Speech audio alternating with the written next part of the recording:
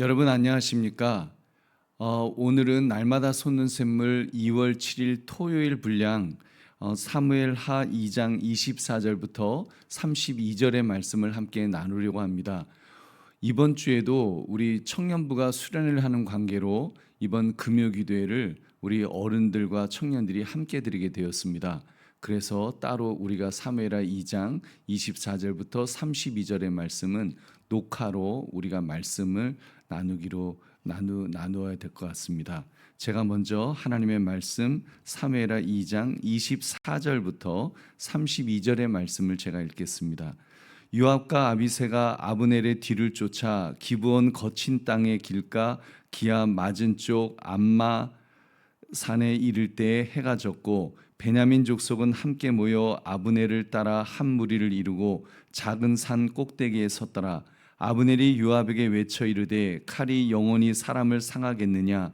마침내 참혹한 일이 생길 줄을 알지 못하느냐? 내가 언제 무리에게 그의 형제 쫓기를 그치라 명령하겠느냐?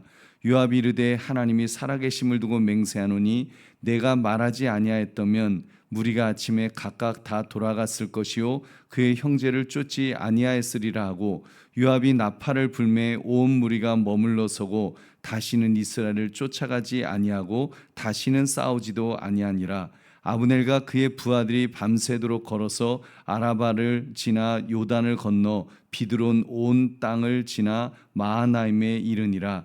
요압이 아브넬 쫓기를 그치고 돌아와 무리를 다 모으니 다윗의 신복 중에 19명과 아사엘이 없어졌으나 다윗의 신복들이 베냐민과 아브넬에게 속한 자들을 쳐서 360명을 죽였더라. 무리가 아사엘을 들어 올려 베들레헴에 있는 그의 조상묘에 장사하고 요압과 그의 부하들이 밤새도록 걸어서 헤브론에 이른 때에 날이 밝았더라. 아멘.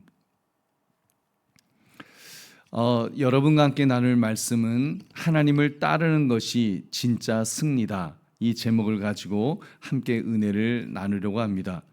우리는 이기기만 하면 항상 기쁠 것이라는 그런 기대가 있습니다.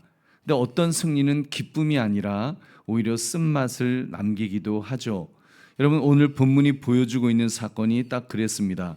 겉으로는 다윗 편의 군사들이 아주 큰 승리를 거둔 것처럼 보입니다. 왜냐하면 대적은 360명을 죽였고 자기 편은 불과 20명이 죽었으니까요. 그것은 대승리였습니다. 그런데 성경은 승전가를 부르지 않았습니다. 오히려 장례식으로 오늘 사건을 마무리하고 있다는 것입니다. 여러분 이상하지 않습니까? 도대체 무슨 일이 있었던 것일까요? 오늘 말씀 하나님을 따르는 것이 진짜 승리다라는 제목을 가지고 우리의 진짜 승리는 어떤 가치인가를 확인하시는 이 시간 되시기를 주님의 이름으로 축원합니다. 본문은 맹렬한 추격으로 시작합니다. 요압과 아비새가 승기를 잡아서 아브넬을 끝까지 쫓아갔습니다. 우리 24절의 말씀, 요압과 아비새가 아브넬의 뒤를 쫓아 기브온 거친 땅의 길가 기압 맞은 쪽 암마산에 이를 때에 해가 졌고, 여러분 해가 지는데도 그 추격을 멈추지 않았다는 것이죠. 상대가 막 도망가는데도 하여튼 끝까지 계속해서 추격했다는 것입니다. 여러분 이 모습 어쩌면 우리와도 비슷한 모습이 있지 않을까 생각해 봤습니다. 우리 상대를 이겨야 마음이 편할 것 같아서 또는 인정받아야 살 것 같아서 내가 옳다는 걸 증명해야 숨이 쉬어질 것 같아서 우리도 그렇게 계속해서 쫓을 때가 있지 않습니까? 제가 잘못했어요라고 자백을 받아내려고 가정 안에서 배우자에게 미안해요라는 사과를 내가 받아내려고 또는 직장에서 이번에는 반드시 승진해야 되겠다. 그래서 계속 달리고 계속 추격하고 결단코 멈추지 않고 계속 달리는 그런 모습이 우리에게도 있다라는 것입니다. 여러분 근데 과연 그렇게 달리는 것이 의미가 있는 것일까요? 하나님께서 보실 때 그 모습을 보시고 정말 아무개야 너 열심히 사는구나, 열심히 싸우는구나, 잘했다 이렇게 칭찬받을 만한 일일까? 여러분 우리가 한번 돌아봐야 합니다. 본문을 좀 더 자세히 살펴보겠습니다. 부지런히 도망가던 이 아브넬이 요압에게 외쳤습니다. 우리 26절 말씀 제가 읽겠습니다. 아브넬이 요압에게 외쳐 이르되 칼이 영원히 사람을 상하겠느냐? 마침내 참혹한 일이 생길 줄을 알지 못하느냐? 내가 언제 무리에게 그의 형제 쫓기를 그치라 명령하겠느냐? 지금 아브넬이 요압에게 막 그 소리를 치는 것입니다. 칼이 영원히 사람을 상하겠느냐? 원문의 뉘앙스는 이런 겁니다. 칼이 사람을 먹는다, 삼킨다. 전쟁이 멈추지 않으면 결국 사람이 사람을 먹어치우는 괴물이 된다라는 그런 뜻을 지금 말하고 있는 것입니다. 그리고 아브넬은 결정적인 말을 하죠. 그의 형제 쫓기를 언제까지 하겠느냐? 형제 쫓기를. 요압도 똑같이 말합니다. 27절 제가 읽겠습니다. 요압이 이르되 하나님이 살아계심을 두고 맹세하노니 내가 말하지 아니하였다면 무리가 아침에 각각 다 돌아갔을 것이요 그의 형제를 쫓지 아니하였으리라 하고, 아브넬 너가 애초에 그런 무모한 싸움 걸지 않았으면 각각 다 돌아갔을 것 아니냐? 그의 형제를 쫓지 아니하였으리라. 여러분, 여기서 가슴 아픈 그런 단어가 나오죠. 여러분, 서로를 향해서 지금 원수다, 너 원수야 이렇게 말하고 있지 않습니다.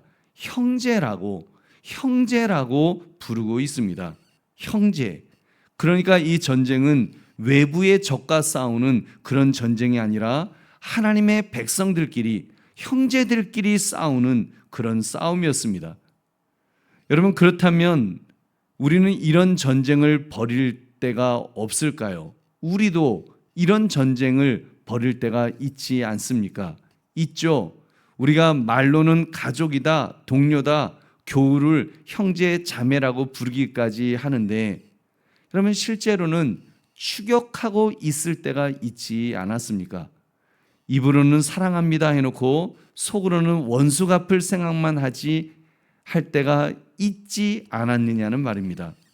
여러분, 이런 대화 속에 결국 요압이 나팔을 불었습니다. 28절 제가 읽겠습니다. 요압이 나팔을 불매 온 무리가 머물러 서고 다시는 이스라엘을 쫓아가지 아니하고 다시는 싸우지도 아니하니라. 아멘. 여러분, 그래서 이 전쟁이 멈출 때 온 무리가 머물러 섰다고 했습니다. 다시는 쫓아가지도 아니하고 다시는 싸우지도 않았다. 이 장면이 참 중요합니다. 여러분, 승리의 소리는 큰 함성이 아닐 때가 있습니다. 하나님의 백성에게 필요한 소리는 더 큰 공격을 명령하는 선동이 아니라는 것입니다. 멈추라는 나팔 소리일 수가 있습니다. 멈추라는 나팔 소리. 전투 결과만 보면 다윗 진영이 크게 이긴 것처럼 그렇게 보입니다.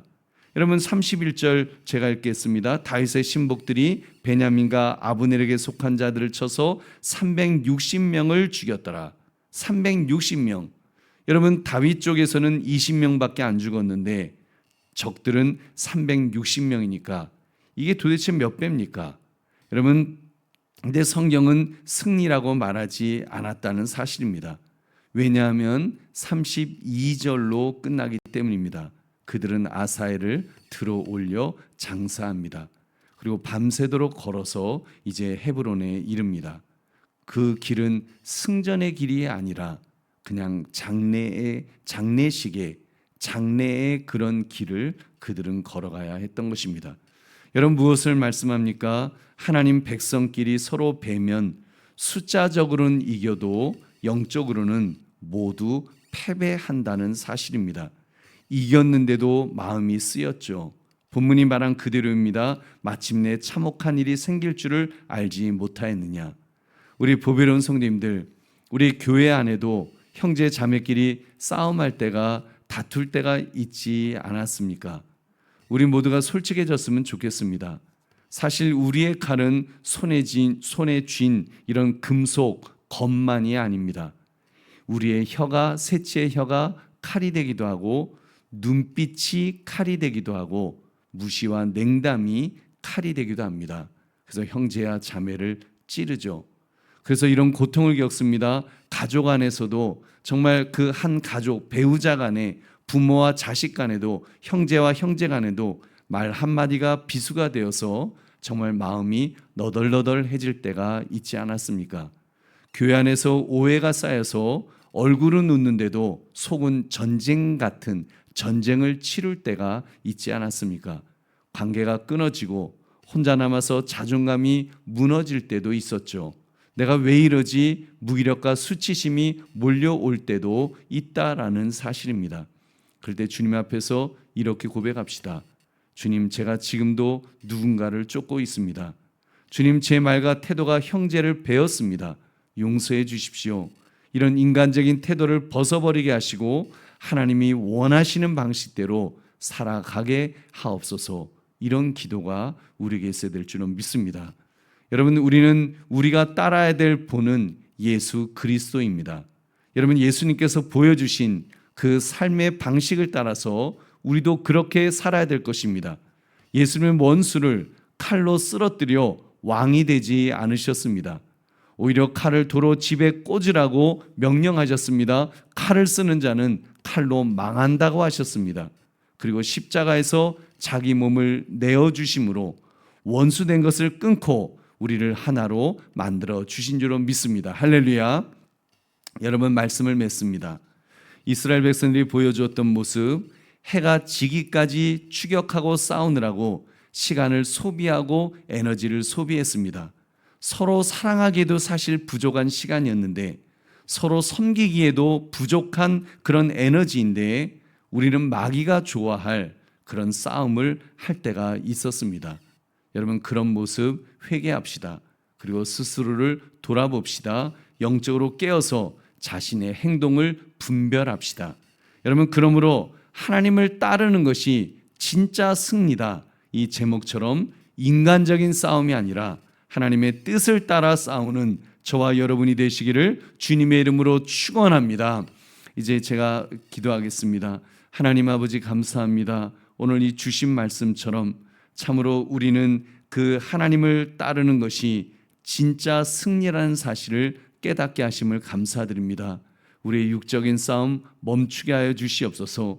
형제 자매인데 주님께서 피값주고 사셔서 가족으로, 영적 가족으로 만들어 주셨는데, 우리가 사랑하기에도 에너지가 부족하고 사랑하기에도 시간이 부족한데 더 사랑하게 하여 주시옵소서. 싸움을 멈추고 사랑할 수 있는 우리 모두로 만들어 주시옵소서. 감사드리며 예수님 이름으로 기도드립니다. 아멘.